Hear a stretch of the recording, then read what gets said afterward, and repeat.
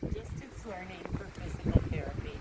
My name is Joanne Ingram, and I'm a school physical therapist for the County of San Bernardino. Today we're going to work on rebounding with rhythm. So rebounding is just a term that refers to connecting a series of jumps or hops into a smooth, continuous sequence. You can think of it as the difference between bouncing or dribbling a ball or just bouncing it once and catching it. So we're going to start on our hopscotch grid. And these are going to be some very high level activities. So if you watch this and your immediate thought is, my child can't do any of this, that's okay. These are going to be classic children's games. So you can present them as a fun play activity and then bring them back over time as your child makes progress. And of course, if your child can already do this or makes a lot of progress right away, that's absolutely awesome. So congratulations on that. So we're going to start down here on the hopscotch grid. So once your child is getting the hang of doing the pattern on the hopscotch grid, you'll usually see something like this. They'll probably step that first hop, they'll get the second one, they'll give you some part of that next hop, they'll get the jump, and maybe one or two of those last hops. So if you're seeing something along those lines, that's actually really good. They're motivated to participate and they're trying to do what you're showing them. So once again, if they are trying and working at it with you, that's half the battle. That's probably 75% of the battle. So that's a good thing. But this is where we're going. So let me show you the hopscotch grid with rebounding. So during this video, I'm going to do a lot of extra demonstrations because I understand there's going to be some parents out there that aren't physically able to do a lot of this jumping. So if that's the case with you, you can just show your child the video of me doing it. Okay, so here's where we're going, rebounding the hopscotch grid in a smooth, continuous series of jumps.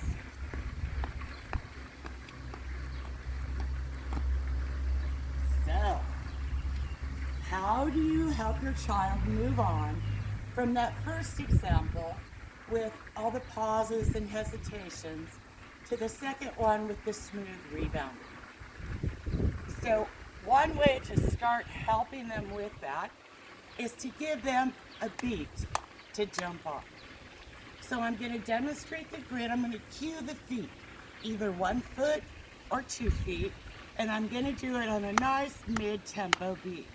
And that's going to look just like this. 1, 2, 1, 2, 1, 1, 1, and done. Okay.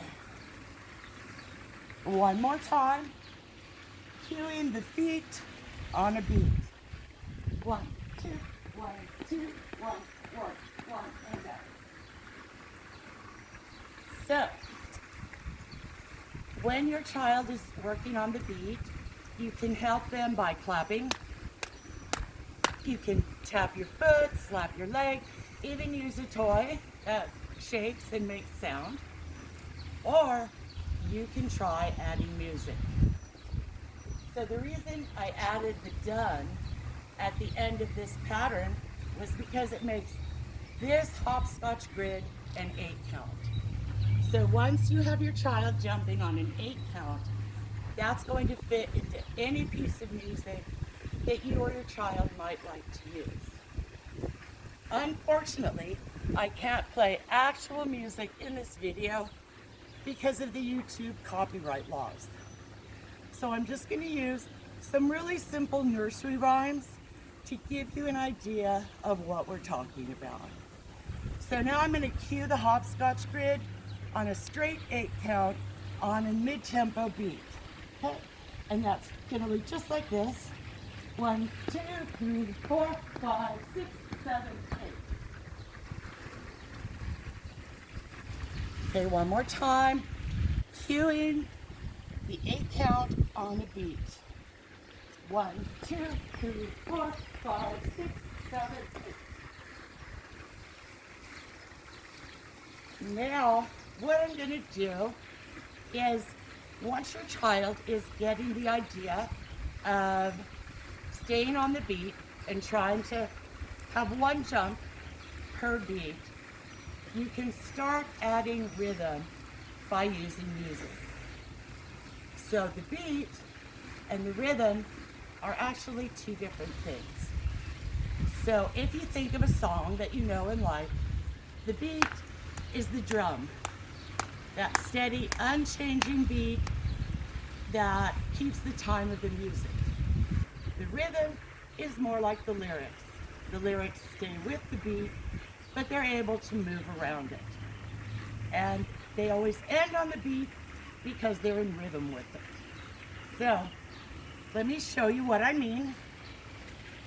So I'm going to give you 3 examples. One more time, this is the hopscotch grid cued on a straight 8-count beat. 1, 2, 3, 4, 5, 6, 7, 8. Now, I'm just going to add a little bit of rhythm by using a simple tune to just add interest and a little bit of fun to what we're doing. So see if you can feel the difference and if you can recognize the song. 1 and 2 and 3 and 4, 5 and 6 and 7 and 8. I know I'm not a good singer, but what I essentially did here was almost double the words to the cueing, but I still ended on the same 8 count. And I was able to do that because I sang the words in rhythm to the beat. So here's the same thing again with the actual words to the song. Twinkle, twinkle, little star, how I wonder what you are. So you can see as I move up through the 3 examples that the first one is pretty stark. It's okay. It may be fun to stay on the beat. The second one, as I sing the words in rhythm, immediately starts to add interest and start to engage you more. And the third one, with the more complicated rhythm and the rhyming words, actually brings it up another notch. Now it's not just interesting, it's desirable and fun. We want to do it. So why does that happen? It happens because the part of the brain that lights up in response to rhythm is the same part of the brain that controls coordination during movement. When you add the rhyming words, you're actually stimulating activity in a different part of the brain where language takes place. So by doing this simple activity with rhythm and rhyme, we've stimulated a whole different level of brain activity. So let me show you a couple more examples of what a difference rhythm can make. So once again, starting just cueing the grid on a straight 8 count on a beat. 1, 2, 3, 4, 5, 6, 7, 8. Okay. Now I'm going to add a little rhythm that's a little more complex than Twinkle Twinkle. See if you can feel the difference and recognize the song. 1 and 2, 3 and 4, 5 and 6 and 7, 8. Okay, once again, I hope you can feel the difference. It almost immediately elevates the activity. It's more bright, it's more engaging. So now when I add the actual words, it's going to once again notch it up to even a higher level. This old man, he played one, he played knick-knack on my thumb. So just using this simple little song, adding a little bit more rhythm, you're pulling your child in and helping them stay on that beat. And when they're on that beat, that tempo is going to keep them bouncing. If they want to stay with it, they have to rebound. Okay, let me show you one more time what it feels like on that rhythm. This old man, he played two, he played me. Okay, so this, even though the rhythm is a little more complicated than Twinkle Twinkle, it's still fairly simple. So let me give you one more example to illustrate how a more complicated rhythm feels different. So what I'm going to do is sing the verse up through the hopscotch grid. I'm going to turn the last count into a jump turn, and I'm going to come back on the chorus. So the first half of the chorus has a much more complicated rhythm. So see if you can feel the difference in the rhythm when I turn and start to come back. Okay. This old man, he played three, he played knick-knack on my knee with a knick-knack, paddywhack, give the dog a bone. This old man came rolling home. So, once again, once that rhythm kicks up, along with the nonsense rhyming words, all of a sudden, the fun is way up here. It's almost exciting. Yeah, and your child will enjoy trying it. So, the hopscotch grid is fairly difficult, switching from the two-footed jump to the one-footed hop. So if your child is interested, they're motivated, but they're having trouble with that physical coordination, what you can do is teach them beat and rhythm with a simpler movement. So we're gonna just show you briefly with jumping jacks. So come on over here, and I'm gonna make my target marks for jumping jacks. And I'm gonna make 2 inside marks in green and 2 outside marks in yellow. Now if you're doing this inside with tape and you don't have different colors, you can just use a different shape for your target marks. Make the outside marks a straight line, the inside marks an X, or you can even use numbers. If you're going to use numbers, put your 2s on the inside and your 1s on the outside. Okay, so your first demonstration for your child, you're going to start them on the inside mark, and you can start just with the simple beat, okay? And I'm just going to cue the colors. Yellow, green, yellow, green, yellow, green, yellow, green. Smooth, bouncing, rebounding. So, it's not uncommon when you first introduce this to your child, you're going to have to slow it way, way down. So you may have to cue, jump to yellow, give them time to do that, jump to green, now back to yellow, now green, and that's okay, that's very common. Once they get the hang of the movement and they're doing the alternating motion without you cueing every one, then you're good to just move on to keep going, or don't stop, or here's your beat. And once again, a nice mid-tempo beat.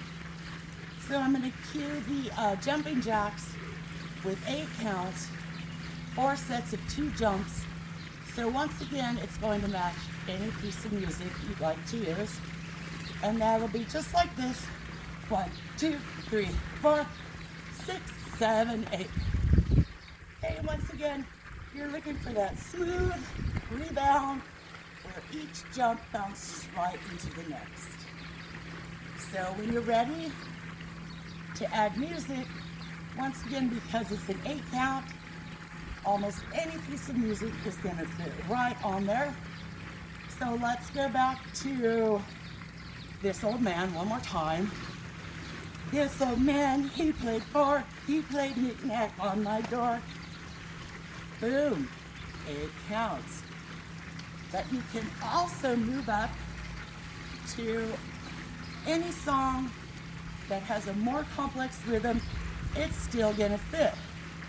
We're off to see the wizard, the wonderful Wizard of Oz. It fits. So, that's your basic introduction to rebounding with rhythm. So like I said, today I use these simple nursery rhymes, and they can be a really good place to start, but especially if your child is older, I would recommend that you use a pop song that they're familiar with, something with a good, driving, strong, mid-tempo beat. So don't be fooled. If you're not a ex-musician or you don't have any dance background, some songs will have a really fast rhythm, but that 8 count beat will be there. And if you have trouble finding where the 8 count starts, a good way to start finding it is to listen to the song. Most songs will have a musical introduction where nobody's singing, and that will typically be for 8 counts, which is called a musical phrase. And then the singer will come in on the next phrase at the top of the 8 count. So if you're having trouble hearing it, find a song your child likes and just start your 8 count when the singer starts. Okay? All right, that's it for now. I'll be back with even more high-level activities pretty soon. Thank you for watching, and remember, stay safe, stay home.